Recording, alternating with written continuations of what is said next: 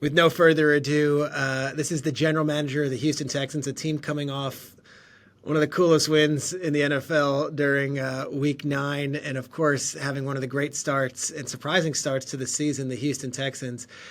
Nick Caserio, welcome to the season with Peter Schrager. Good morning, Peter. Thanks for having us. I love having you on. I've been trying to get you on for weeks. Last year, I tried getting you. Like, we're building something when the time is right. Like, let me. And you did me the favor to come on today after yesterday's miracle win. Now, when we look at that game and we look back at it, you lose the kicker who scores. You have C.J. Stroud, who has more yards and passing touchdowns than any rookie in the history of the sport. This is now 12 hours removed from kickoff last year.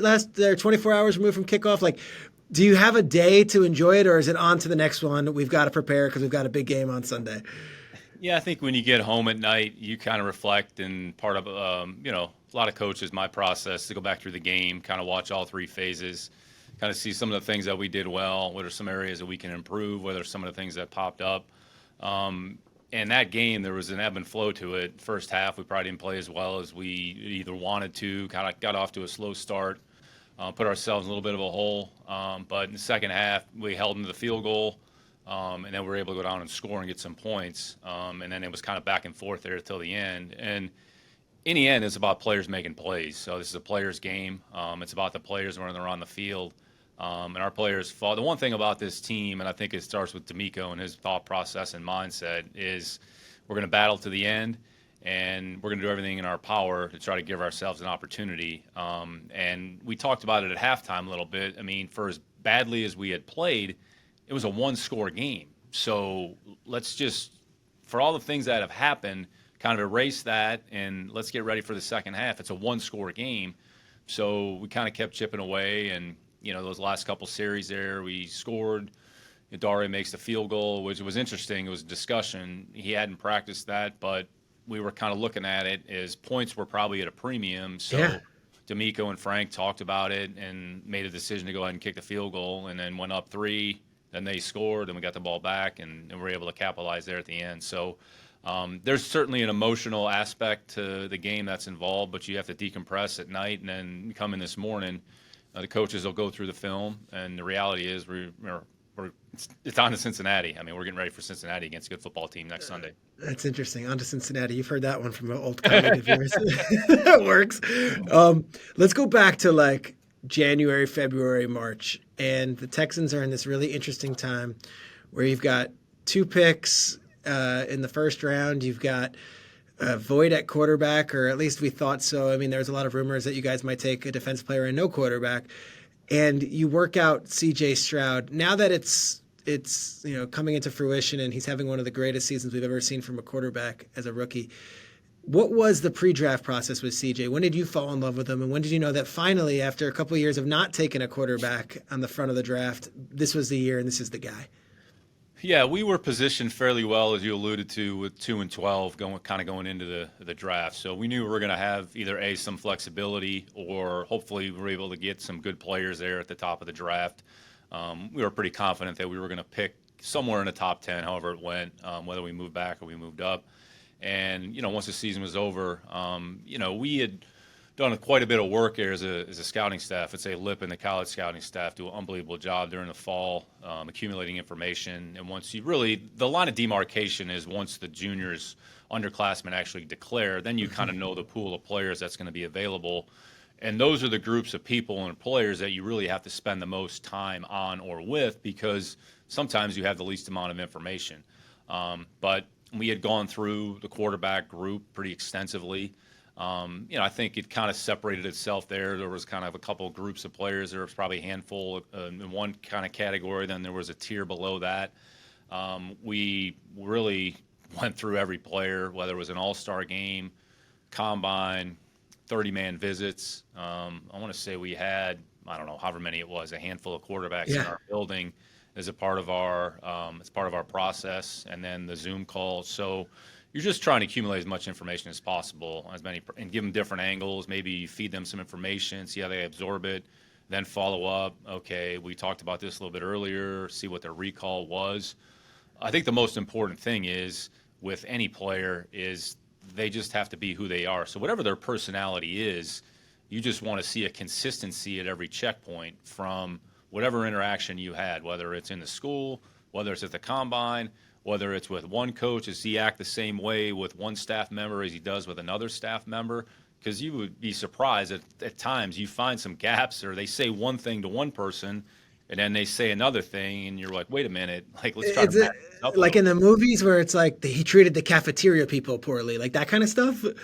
In some respects, yeah, but even, whether they make a commentary about something or their persona or their attitude or how they interact with other players that are in the building on the day. We usually bring in, I don't know, 4 or 5 players or groups of players in on one particular day.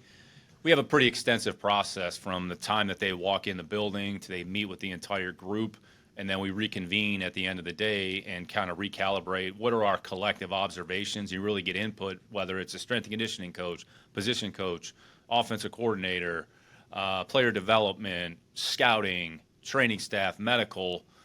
You're looking for consistency and behavior across, I would say, the different areas. So it's a pretty rigorous day. We're not on the, let's bring them in and bring them to a steakhouse. Like Yeah. because in the end, Let's do some work. you're trying to simulate as much as possible. What is it going to be like in the building on a day-to-day basis when you're around these people? When in the end, it's about football. There's nothing else they have to worry about. This is their primary focus, and some can handle that better than others. So I would say as we work through that process, things start to declare themselves there a little bit. Specific to CJ, I mean, I think his personality, you feel it. You feel his presence when you're in the room with him. There's a confidence, there's a competitiveness, there's an edge in a good way of what you want. And he has, I would say, it's that balance of confidence and humility, like you believe in yourself, but you also have to make sure that there are times when you take a step back and, you put your ego aside. So I'd say by the time we got to April, we kind of had an idea. And then really the draft is about positioning. So really those last couple weeks in April, you're having dialogue, you're looking at your options, you're getting more information. I'd say, we did pretty extensive work and just kind of go back and just check and double check. And part of the, part of this process is finding the right people to talk to that give you the true representation of really what you're going to get, because then they can bottom line it for you and say, look, in the end, here are the things that are important, and each player is going to be a little bit different. So a lot of discussions, a lot of dialogue. We felt confident by the end, and, we really didn't know where or how things were going to unfold on draft day. I know D'Amico and I, we talk every day. I'd say during that time, we talk Monday, Tuesday, Wednesday, went through scenarios. Hey, what are some different options? And he was great. And then I'd say by the end, we certainly had conviction. And then, when it came time to make the selection, then we, went ahead and did what we felt made the most sense for our organization. So it was pick, and then, we were able to consummate the trade there with Monty and move up to 3 and then pick both players. And, here we are. Go back into your shoes, because in the media, in my world, it was understood that Bryce Young was probably going 1. And then there were stories that you guys were going to take Tyree Wilson out of Texas Tech. Then there was stories that you're going to take Will Anderson 2nd overall.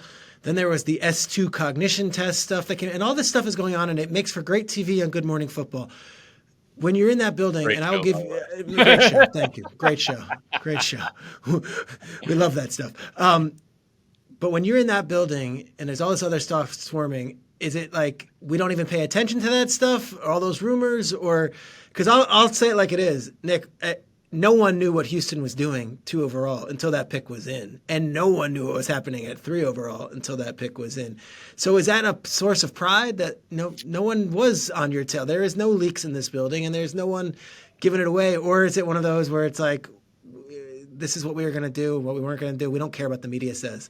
No, it's a great question. I think it's really a credit to a lot of the people that are in the building. And I mean, D'Amico's really main message to the team, and the number one rule is protect the team. So we all have a responsibility to protect the team and do what is right by the team, not by one individual, or not subject to, I would say, public perception or external factors. So part of your job, I mean, that's what you all do. I mean, there's a lot that you want to talk about, need to talk about, because there's a gap. There's no football being played. Nope. So you have essentially, when free agency is over, as you know, middle of March, free agency is done the 1st or 2nd week of March. So you have 4 to 5 weeks where what else is there to talk about? There's no offseason program, no football. So you're going to talk about the draft every day. So I think the thing that you have to guard against more than anything is misinformation during the spring. And it goes back to trusting your work, trusting the time that you've put in, trust the people in the building that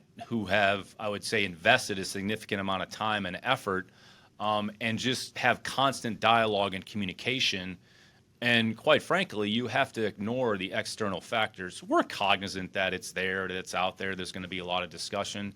What are the motives behind that? I mean, as you know, sometimes things get a little bit jaded or shifted a certain way, and you try to paint or create a narrative. So we just have to make sure that we maintain our discipline and just do what we think is in the best interest of the organization.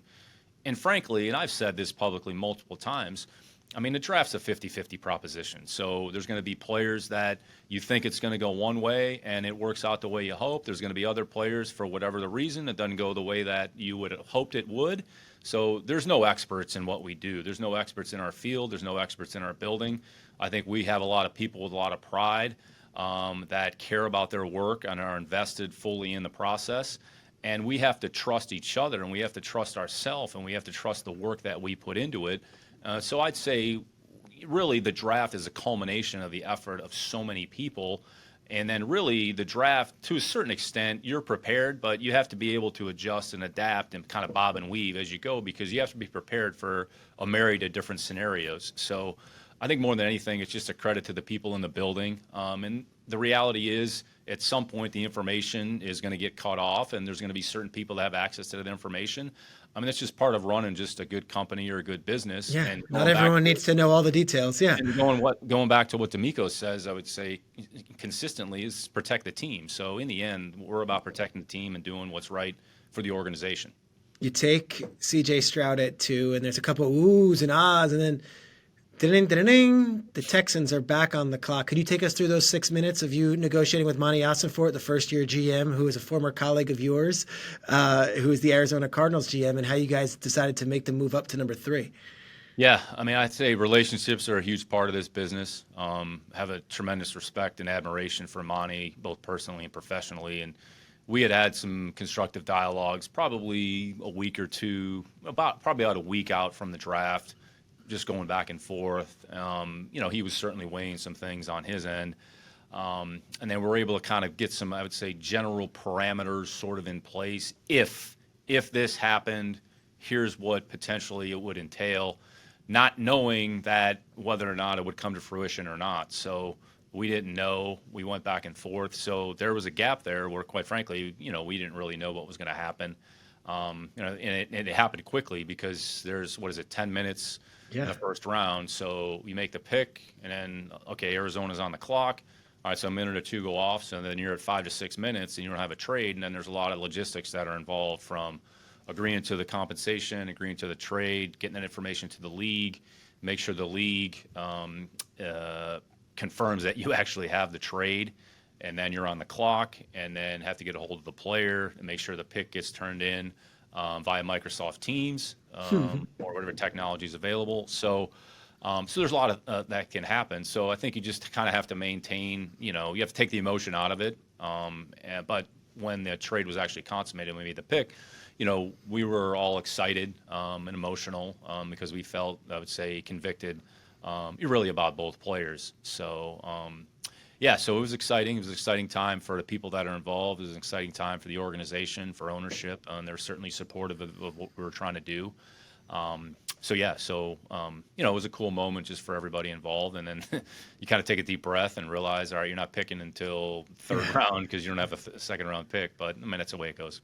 Stroud gets there. Anderson gets there. It's a pretty cool deal. You've got now your cornerstone at quarterback, your defensive end for the future. Now, was there a moment this summer where you saw C.J. Stroud do something and say, oh, boy, okay, we got something here? Yeah, I think you're just looking from the time they walk in the building for improvement, because the reality is whoever you pick, whenever you pick them, regardless of how talented or how productive they've been, they're starting from scratch.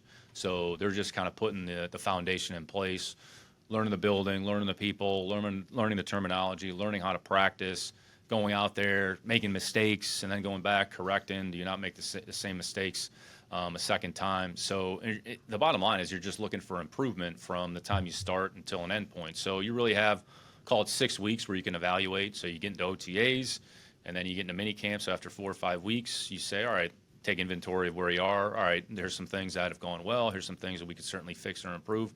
And I think CJ earned the job and earned the opportunity with his performance. And I think that started from the beginning what the expectation was. Like, nobody's going to be handed anything when they walk in our building.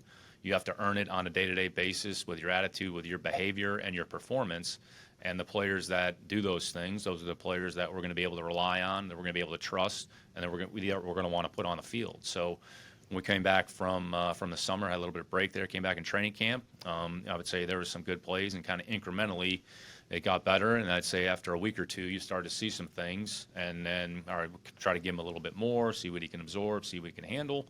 And then by the time when, I think we, got there to the end, I think we kind of knew the direction that we were going to go. And then you kind of hit the reset button once a training camp is over and once a preseason is over, hit the reset button, and you're really kind of going back to square one, which is week one in Baltimore, which I would say, not surprisingly, I mean, they're one of the best teams in the league. I think we knew it was going to be a pretty significant challenge going into Baltimore, playing on the road, playing against a really good team. And there were some things that I think we learned about our team, not only CJ, but we learned about our team. I mean, it was a one-score game, 7-6 at halftime. The second half kind of got away from us. But, there were some things that we had to get corrected and fixed. And, then we turn around the next week and we lose at home, and then we're 0-2. But I think the team stayed invested. The attitude was great. The morale was great. And it starts with D'Amico and his leadership at the top. Let's go to that hire, because you guys had been through two different coaches who lasted 1 year, and it's kind of like, we got to get this one right. You guys brought in other people, and you hired D'Amico Ryans, former player who's a very well-respected defensive coach and then coordinator for the San Francisco 49ers. Did you have a history with D'Amico at all? I know he was with the Texans and played with the Eagles for a little bit. Were you ever in a front office where he was one of the players? Yeah, no, we never overlapped. We played against the Texans multiple times when I was in New England, but when D'Amico was a player here, and then matter of fact, we played against Philadelphia when he played for, I think he was playing for Chip. Yep. We played them during the regular season there at one point. But as far as that, I mean, we didn't have any, I would say, we knew of each other. Sure, but there wasn't some long relationship of 20 years. No, okay. No, we didn't know each other, I'd say, on a personal level. It was just more of kind of from afar. And you respect, what a coach does when you watch their team play. We played against San Francisco in 21 when we played against them. Again, my first year here, went out there and played against them. So then you just start to accumulate information. We made the change. We put a lot of, say, thought and effort into it. And, there are a number of people that are involved in that process. And we went through that process, and, he stood out amongst, I would say, a pretty good group of candidates for a myriad of reasons. I think the big thing, and there's a lot of people in this building that were around him as a player. I would say who he is he's true to who he is. He has a great mindset. He has a great personality. He's genuine. He's very competitive. He cares about people. He's good at his job. He was a good player. He's invested in the city of Houston.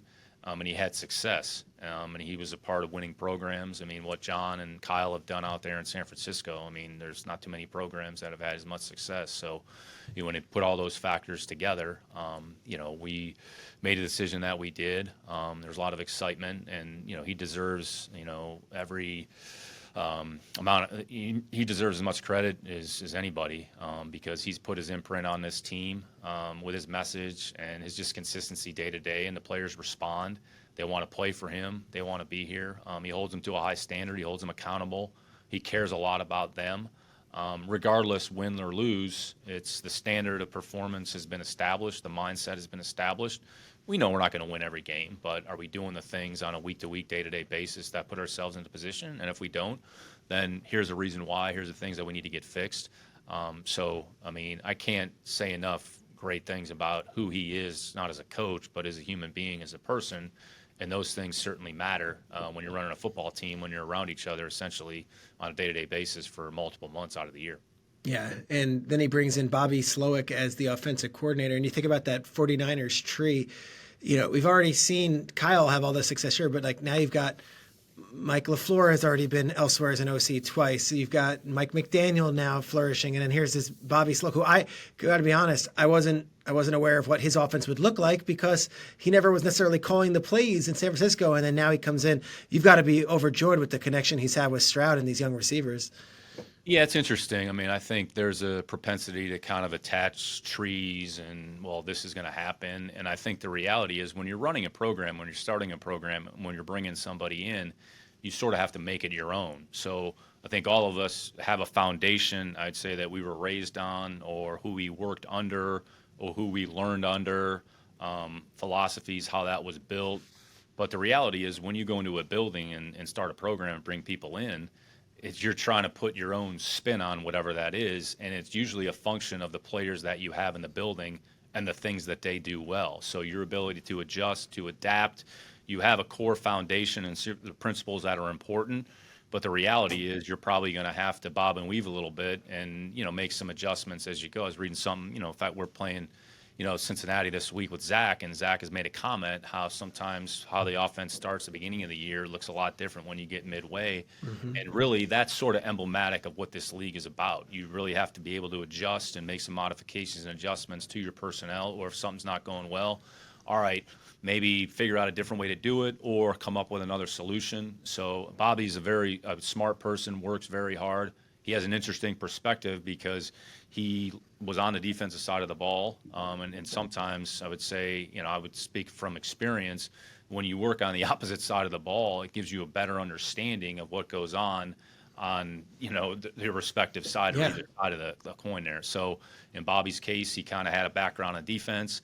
Of course, his dad has been a very successful defensive coach. His brother's down there in Miami coaching on defense.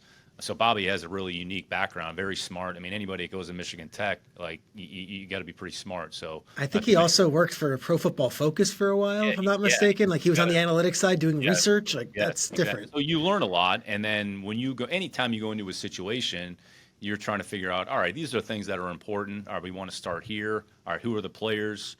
What are we going to do? And then, we're 8 games into the season now. I think we have a decent idea of some of the things that, maybe either quarterback does well or certain players do well.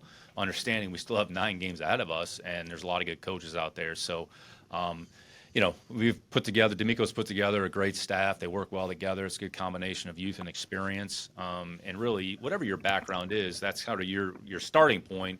But the reality is you're trying to create your own image of what you want it to look like. All right, now let's talk about you a little bit here, okay? You're born in Lyndhurst, Ohio. All right, you're going to have to. We're going to do Lyndhurst, Ohio, okay? And you're from what I call the John Carroll Mafia. You go to John Carroll, where all of you guys, I feel like 98% of the GMs and coaches in the league quietly went to John Carroll. John Carroll. Not quite, but close. But it's not a straight shot to New England. You start off at Saginaw Valley State as a grad assistant. You end up going to Central Michigan. And then you end up with the Patriots as a coach, and you're coaching them for a while before making the move to moving over to the director of pro personnel. So take us through your path a little bit. Let's go from graduating college and what you wanted to do for a living and how you got there. Yeah. So when I got to college, I thought I was going to major in political science, go to law school, kind of take that route, and switch my majors a few times. I think I went from marketing to finance.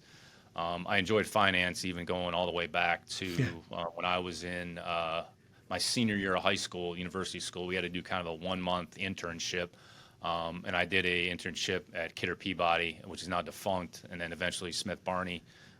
Worked for a guy by the name of Jeff Rotsky. Jeff actually has been a really successful high school coach. So Jeff kind of had the balance of football, business, where he was basically a stockbroker by day, and then he ended up coaching multiple high schools in the city of Cleveland. So anyways, so as a finance major, so I finished football December 1998 and then started working at Merrill Lynch. I was working for Jeff, was working in finance. We had Is that right? What were you doing? Were you like a person of finance? I was basically doing research, and we had a fee-based product that we were pitching at the time, so I was kind of responsible for that, where you match up certain money managers. Here's a product we offer. Here's the fund. Here's some of the holdings within the fund. And you essentially try to pitch that to clients. So started doing that in January. My best friend, John Priestap, and I started working together. So John and I were working together, living together. John played receiver for us at John Carroll.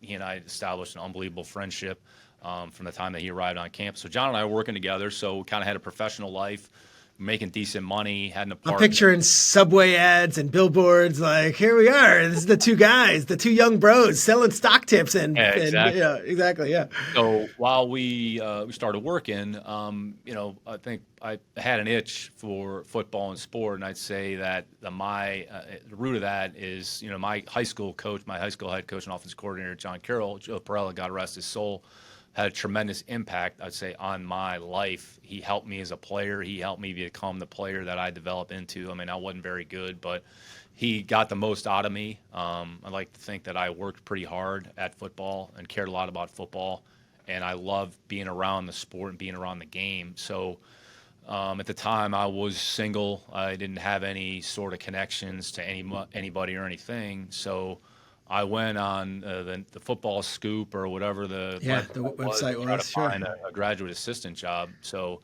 I drove to Concordia University, which is outside of Chicago, took a day trip, interviewed there, and then I took another day trip up to Saginaw Valley.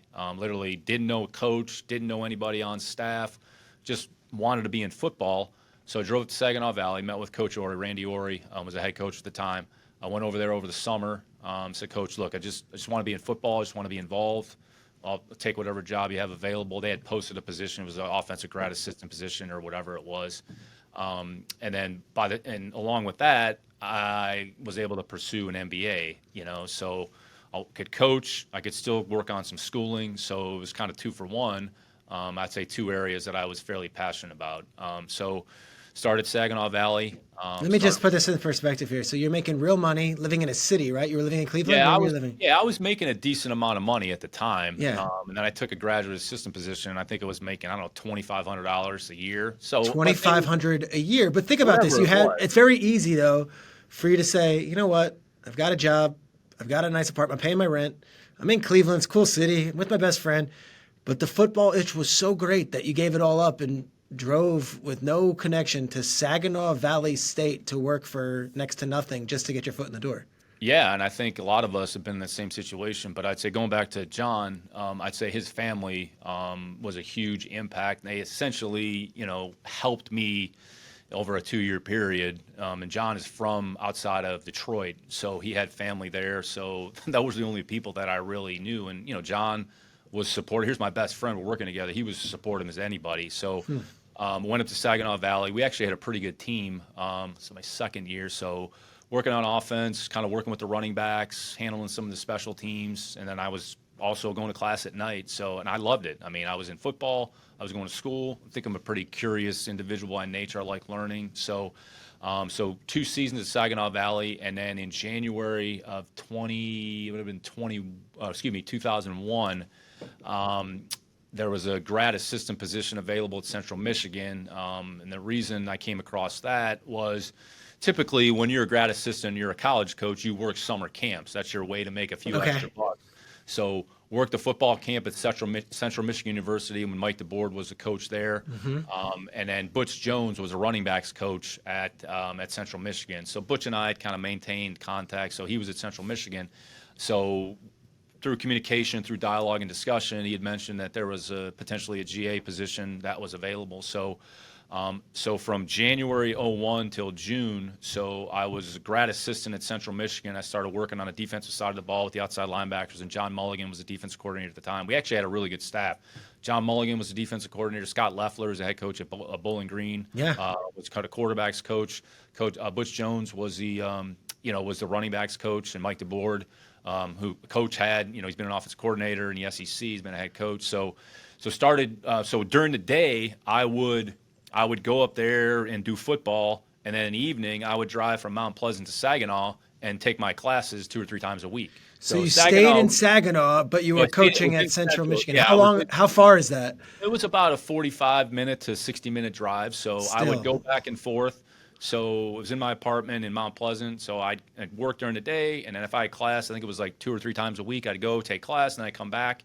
And that was kind of my routine for 6 months in the spring. It's because I wanted to finish my MBA. I was gonna say, why did you pursue that MBA so aggressive? Was there always in the back of your head like, well, if this doesn't work out, or is it just you always wanted it? Yeah, I would say I was interested in finance. I was interested in business, and I kind of started down that path. And my mom and dad always taught me once you start something, you need to finish it. So I did. I could very easily could have walked away, but I invested 18 months of my time. So, I was the semester out. So I said, "There's no way I'm not going to do this." So, and Coach DeBoard was great. He understood kind of my predicament that I was in. So.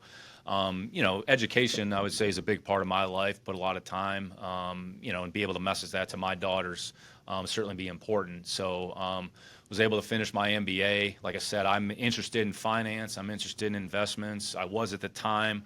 I still am to this day. So finished off that kind of January until June. And then in February of '01, at the time, Josh had been hired by New England to be kind of QC, quality control. So obviously our relationship goes back to, our time together at, John Carroll. So he had mentioned that, hey, there might be an opportunity in New England as a scouting assistant. Would you be interested in kind of player personnel? And at the time, I had no idea what player personnel in the NFL was, like zero, like no idea. Did you even, so Josh McDaniels is working there already, and you get this call, and you're thinking, was NFL even a thought? No, Peter, not at all. I was certainly happy, enjoying what I was doing in college. I thought, okay, my next opportunity, maybe I can get a full-time position in college football somewhere, maybe be a position coach, restricted earnings, or whatever the natural progression was. So, so I was working through at Central, and then, in the middle of, it was like June, we were just about to finish up. Josh said, hey, look, there's a position. Would you be interested? And I said, sure, I'll come up and interview. So. I'll never forget. I got the call. Nancy Meyer, who's to this day one of my best friends, who's I'd say has as big an influence in my life as anybody. So she connected me. Scott at the time was overseeing personnel in New England. Pioli, yep. So Nancy said, "Hey, can you get on a flight in Detroit at whatever time it was?" I said, "Yeah, no problem." This is probably midday. So, and Detroit was probably 2.5 hour. Give or take, I can't remember exactly, but it's a decent drive from Mount Pleasant to Detroit. And I said, yeah, no problem. I'll make it. Figure it out. So it was like a late evening flight, late afternoon flight. Grabbed my suit, and went to the airport, changed into my suit in a stall in the men's bathroom, and then got on the plane. Got there that night and then interviewed the next day. It was in scouting. It was a player personnel assistant. So all the things that go along with that, I would say responsibility, scouting assistant, personnel assistant, whatever you want to term it. So went up there and interviewed. Did you meet Belichick on that first interview? You don't even get to the Belichick level. It might have been a quick, like, hey, great to meet you, kind of a drive-by. And we were in the old Foxborough Stadium at the time. So the offices were kind of up on the second floor. They were kind of hidden. So it was kind of a dilapidated, I'll probably crush for saying this, but it was a little bit of a dilapidated setup. So anyways, went and interviewed, went back to Central, and they called, and they said, would you be interested in this position? And I said, absolutely. So went and talked to Coach DeBoard. He was gracious enough to let me out. And then so I was hired in the middle of June, kind of 2001 in New England. Went up there for a week or two, kind of got situated, got organized, and then that fall, 2000 training camp 2001 started. I'd say really kind of got off to an inauspicious start, if you will, with quarterback goes down. Passed away during I'm sorry. A week of training camp. So there was sort of a recalibration and reallocation of responsibilities. So, and at the time, it was just whatever I'm asked to do, I'm going to do it. So they literally handed me a playbook. And at the time, we were literally handwriting and breaking down the film. I think Coach Daboll, Brian went through this, Josh went through it, where you diagram each play, all 22 players, the play, the alignments, the technique, the term. So one game took you literally 6 to 8 hours to break down. This isn't, jump on a computer and input the information and evaluate the data. So, and I didn't have any background in the system. I literally just got on campus. So they literally handed me a playbook and said, all right, you're going to break the film down for the offensive staff. That's going to be your job during the year. So part of my job that was to stay a week ahead. So I would do 3 or 4 games on the opponent. And then by Friday, before the Sunday game, I had to hand that to Charlie Weiss, who was the offensive coordinator at the time, so that he could kind of start his preparation. So I was sort of the first introduction to the opponent. So Did that responsibility all year, in addition to my personnel kind of scouting assistant assignments. So that was my first year in the NFL. And, it just kind of kept, I would say, snowballing from there. And then I would say, I don't want to say each year the job kind of changed or my role kind of changed. But, I mean, the thought process was try to show up, try to put a good product out there, just work as hard as possible I can, and make them, want to keep me around, understanding nothing is guaranteed. I mean, I think I was making, $14,000 my first year in the NFL. I'm like working full time in the NFL, living in Boston. I mean, I get an apartment with actually. Who'd you live with? I live with Clay Barnett. So Clay is Gary Barnett's son. It was a successful coach at Colorado. So we were in a vacated 2-story building that got turned into apartments, like an industrial building got turned into apartments where the windows, there was no locks. So you could open the windows up and down and you could climb like literally through the windows, like if you wanted to. So matter of fact, I was locked out of the apartment one day and the only way to get in was to climb through the windows. That's fine. So we lived in Providence my first year. It was a 30-minute commute from Providence to Foxborough Stadium. You probably lived at the facility though, right? I mean, who we kidding? Yeah, exactly. Yeah. So you were there. I mean, I was 20, whatever I was at the time, so I had nothing else going on. So that was my first year. And then, can I throw out some names? So like your Sure. first year there, Yeah. like Brady's the backup. He's already been there a year. Bledsoe goes down. Where were you for that? Yeah, no, we were playing the Jets, so we had the whole 9/11 situation that we were going through. Actually, so before we get to playing the Jets, so part of my responsibility as a scouting assistant was when we brought players in for workouts on Tuesday was to transport them back and forth from the stadium to the hospital. So the Mass General Hospital is right in Boston, Foxborough Stadium, call it 30 minutes outside of Boston or so. So we had a group of players in 9/11. So I was driving to the airport and 8:45, 9 o'clock, just as the planes hit the towers. I was parking the car in the garage of Mass General Hospital. And then we started to get some information like what's going on. So we had a handful of players that were in. So they got their physicals, then drove back to the stadium. And then obviously everybody has their attention turned to what was going on the television. So that was that day. So it was the week before we were supposed to play the Jets that week, and then that game got canceled, right? So then we shifted gears, moved it to the following week. So during home games, I would go up in the press box, and then I would actually kind of, for self-scouting purposes, chart our game so that I could input it into the system, the following morning. So during the game, like that's what I was doing. So I was up there just charting the game, going through the game. Mo Lewis knocks Bledsoe out. And then Brady went in the game. Crap. I was just kind of like, all right, I'm just going to kind of keep doing my work and kind of preparing for tomorrow. And, Tom went in and, we actually almost won the game there at the end. And then, the following week we were 0-2, played the Colts, who were, one of the best teams, one of the best offenses in the league at the time with Peyton and Marvis and a group that they had. So that was kind of my first introduction to the NFL, the regular season. And then, fortunately, I was able to stay in one place for 20 some odd years before I got here to Houston. You couldn't have been too much older than Brady. Like I would imagine you were a couple of years older than him. Did you guys? It's close. Would you guys Very be pals? Like was that, or is there like a division of labor? Really? Yeah, no, I wasn't hanging out with the players, so I try to stay as far away from the players as possible to try to do my job. I think there's a certain professionalism that you respect the players and their privacy and what they're there to do, and my job was to work and focus on my job and not worry about things that, that quite frankly don't matter. So, because in the end, I think this league is about work. So if you keep the focus on work, keep the focus on the things that are important, like that's the most important thing. All right, give me a Vrabel story. Well, actually, so I got a couple on Mike. The first year, my first year with the team was when, Scott and Bill assigned Mike, free agency. So I think we ended up signing, 23, 24, 25 players that year as free agents. So, Mike came in and then Mike would go through his kind of pregame warm-up routine. So it kind of evolved into me throwing routes to Mike. Okay. Part of his, I'd say, warm-up.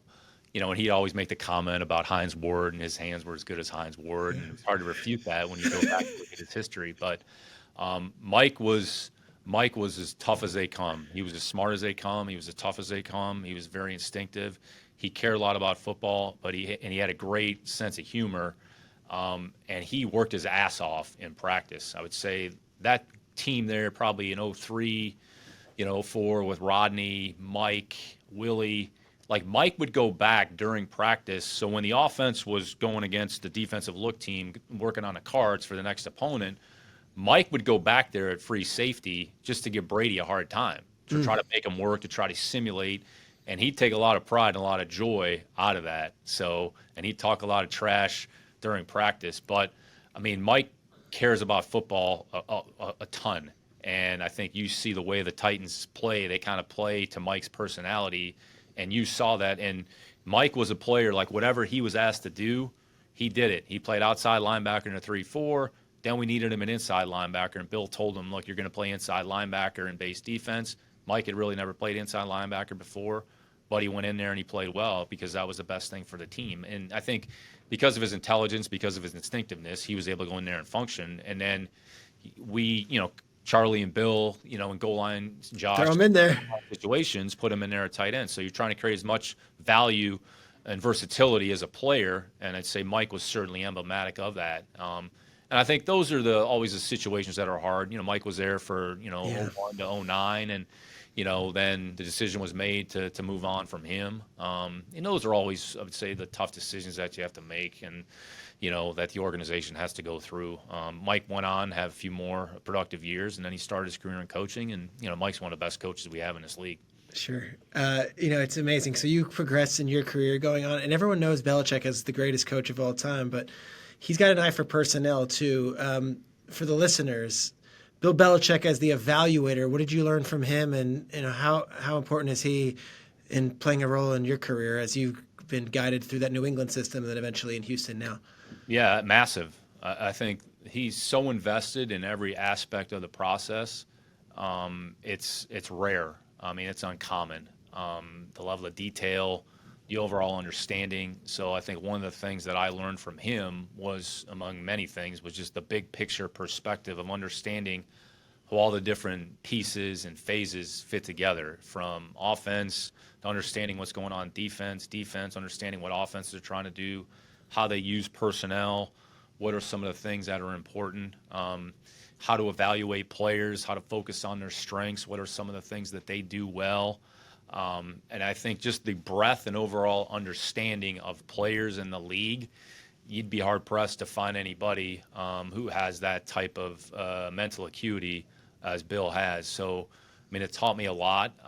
And I think, the fact that he had enough faith and confidence and trust in, what I brought to the table, I mean, certainly speaks to his humility and just allowing people to do their jobs. So, I mean, we could spend, one podcast talking about the things I learned from Bill, but I'd say his just level and depth and understanding of every aspect of football, from, coaching what the punt team should look like, to the technique that you need, to understanding, what should happen on his double team block, or the backup three technique, and what are his strengths and how the team is going to use him. So just his overall breadth and understanding of multiple aspects. What that taught me was, okay, you want to have as wide a scope as possible, just understanding, because in the end, it's a players-driven league. It's a very personnel-driven league.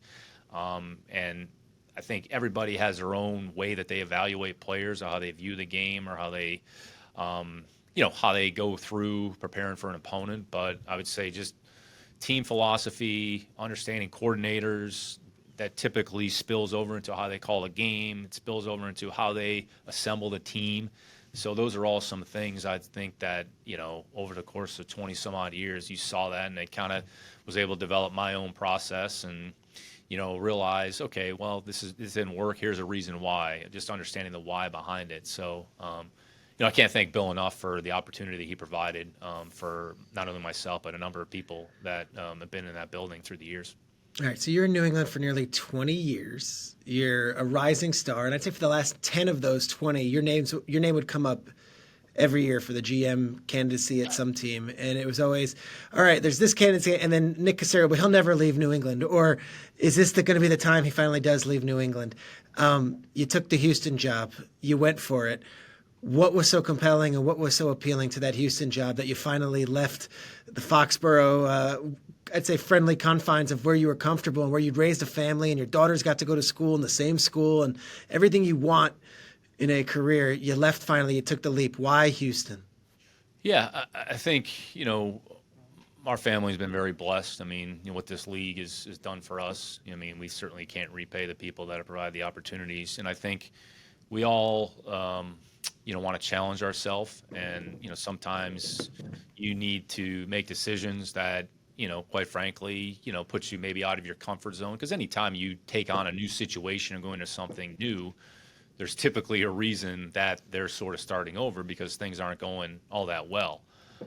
But there had been some opportunities at different points. I mean, Houston was a team that, and Mr. McNair was here. They had expressed some interest or some sentiments, and Billy was here for a period of time. I mean, there were some things, some dalliances through the years, and I think as we kind of got to the end, it was an opportunity that we thought might be a chance to build something here, from the ground up after 20 some odd years. So I think more than anything, more of curiosity and the challenge in front of us, and I'd say the reputation ownership that they had, and just in terms of providing people with the opportunity they deserve. So we got here in 2021.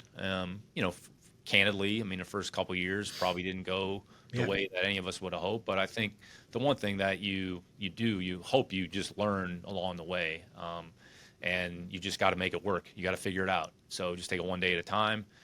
Just be disciplined. Just be consistent. Try to make good decisions. If it's not going the way that you either wanted to or hoped to, you got to do something to get it fixed. This was a team that had some success at different points. I'd say it'd be remiss. I mean, look, we've faced a lot of challenges here, the last couple of years.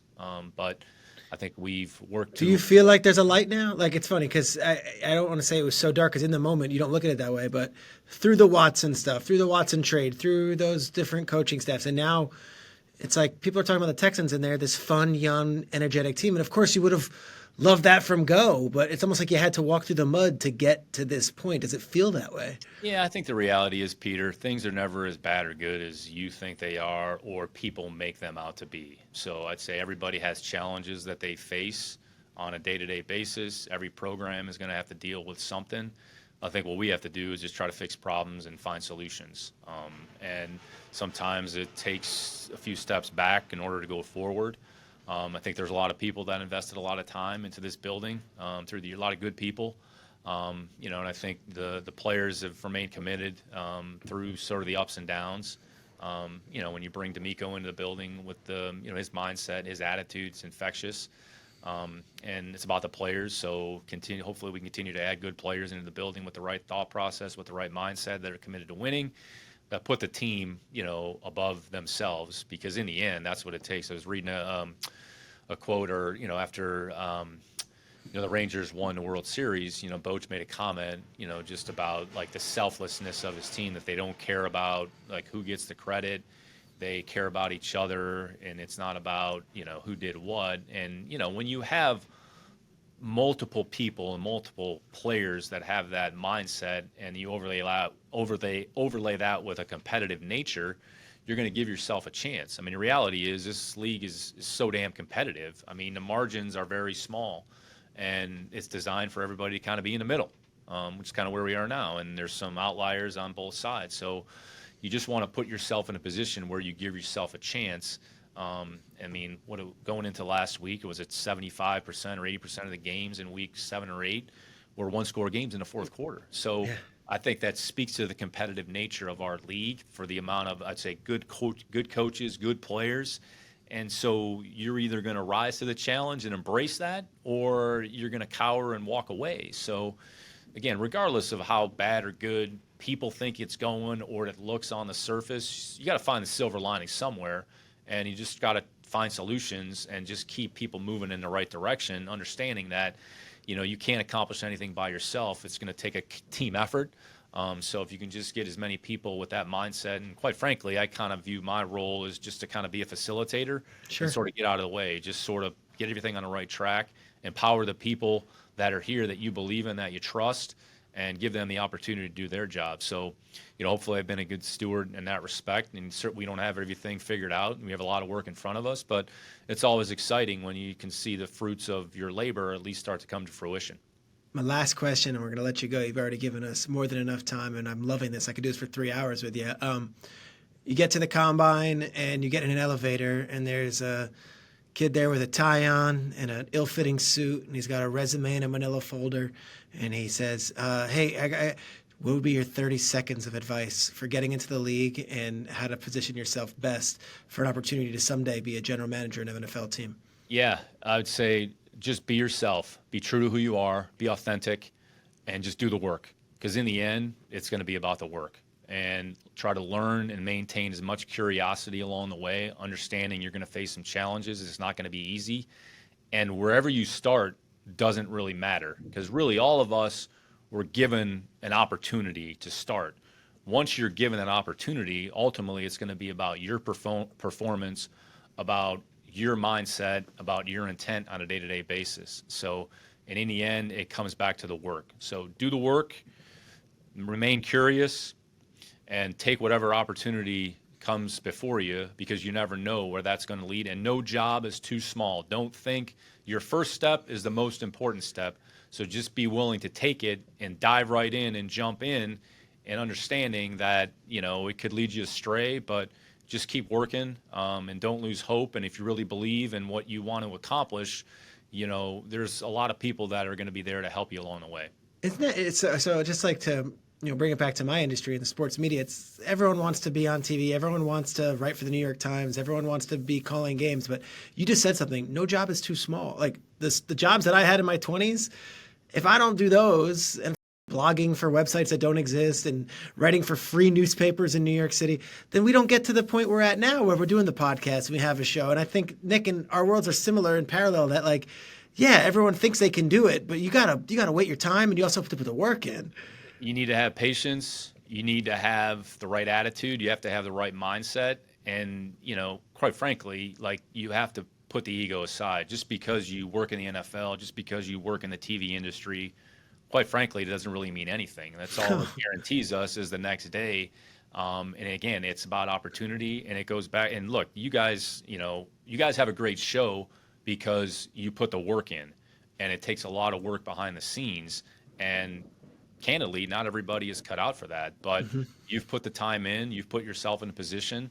And, you know, it's a credit to your mindset, because again, none of us were given anything in life, period. So it's about what we do with those opportunities. And the reality is there's a lot of people that are helping us along the way. And those are the people that we need to lean on the most, and tell them how much we care about them, and tell them how much we love them. So a lot of respect for, you know, what you've done, and what you guys have accomplished. I mean, in all seriousness, you've got one of the great shows on television because of the people and because of the work. And it's no different than, in the end, it's about the people and it's about the work. And that's the reality of it. You know my feelings about you as a man, and I respect you as what you're doing in Houston. It feels like the bedrock is there now, and you guys are building something, and I'm excited to watch it. Yesterday's game was exciting, and I think it's just a window in what could be the future for the Houston Texans. All those young players, and then just to throw some more on it, like Dalton Schultz making plays, and Nico Collins making plays, and seeing guys like Shaquille Griffin. Like, these are not just rookies. You have some veteran acquisitions that are making plays too, and I love the makeup of the team.